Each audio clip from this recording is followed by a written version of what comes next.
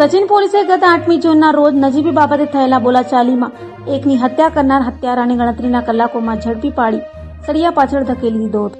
Surat police commissioner તથા સંયુક્ત police commissioner sector 2 અને નાયબ પોલીસ કમિશનર ઝોન 6 તથા મદદનીશ પોલીસ કમિશનર આઈ ડિવિઝન દ્વારા વણશોધાયેલા ગુનાઓ શોધી કાઢવા અપાયેલા આદેશને લઈ સચિન પોલીસ પેટ્રોલિંગમાં હતી. ત્યારે પીઆઈ પી.એન. વાઘેલાની ટીમના પીએસઆઈ એન.ડી. ડામોરના માર્ગદર્શન હેઠળ તપાસ કરી રહેલી ટીમે 8 જૂનના રોજ રાત્રિના સમયે સચિન તળાવ ફળિયા પાસે ઝાડ કાપવા જેવી સામાન્ય બાબતે થયેલા ઝઘડામાં ગાંડિયા ઉર્ફે જગદીશ બાલુભાઈ રાઠોડની ચપ્પુ વડે હુમલો કરી હત્યા કરી હતી.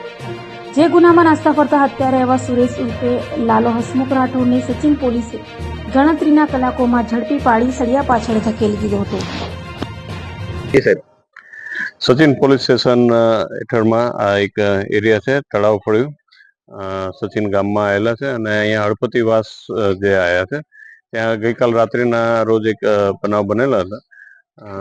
પાડોશમાં રહેતા બે હળપતિ પરિવાર છે, તેમાં એક પરિવારના સભ્યો જે ઝાડવા માનસરોવર પાર્ક આગળ સોસાયટી આવ્યા છે એના ઝાડ એમના ઘર તરફ વધેલા હતા, એને કાપતા હતા, ટ્રીમિંગ કરતા હતા. દરમિયાન જે કહેવાય કે ભાઈ ઇલેક્ટ્રિકના લાઇન પણ અહીંયાથી પસાર થાય છે, એના ઉપર અમુક ડાળખા પડ્યા હતા અને નીચે જે આરોપી છે એના વાહન ટુ વ્હીલર પણ ત્યાં પડ્યા હતા.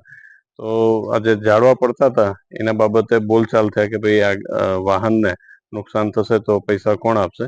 તો એ બાબતે બે પરિવારને બોલાચાલી થઈ, જેમાં બાદમાં વધારે બોલચાલ થતા જે આરોપી છે એને પોતાના ઘરમાં રહેલા ચાકુ વડે જે મરણ જનાર છે, ઉંમર 50 વર્ષના ગાંડિયાભાઈ જગદીશભાઈ રાઠોડ જાતે હળપતિ, અને જે મારનાર છે લાલો ઉર્ફે એ પણ હળપતિ છે, બંને પાડોશી છે અને મરણ તો ઘા મારી દીધા એક છાતીના ભાગે, અને જે 50 વર્ષની ઉંમરવાળા જે ગાંડિયાભાઈ હતા એના સ્થળ ઉપર મૃત્યુ પામેલા હતા.